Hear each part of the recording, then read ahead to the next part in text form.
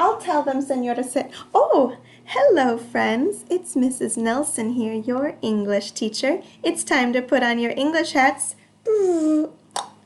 Friends, I was just talking to Senora Sit. She tells me the school year is almost over, and she feels sad because she's going to miss you so much. Senora Sit loves you so much.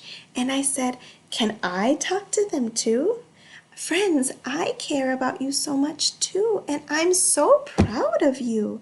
You worked very hard in English and in Spanish. Your brain has grown so strong. And friends, I wanted to tell you a message. I wish for you to have a wonderful summer. I wish for you to read really good books and use your imagination.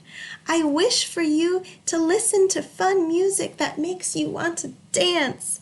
I wish for you to spend lots of time outside so that you can listen to the birds and insects and animals, and you can smell the flowers, and you can see the wind in the leaves.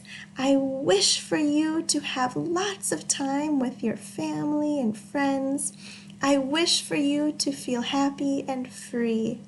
My dear friends, it is almost time for us to say goodbye, and I wish so much for you. I had a question. What do you wish for? Please listen to the book on the next page. It's one of my favorite books. And then write or draw. What do you wish for? I can't wait to see. Friends, some of you might see me in La Academia next year and see Senora Sit, and you can say hi.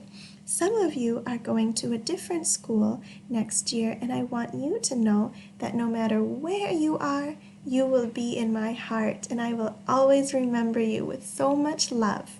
All right, friends, I can't wait to see what you write and draw. See you next time.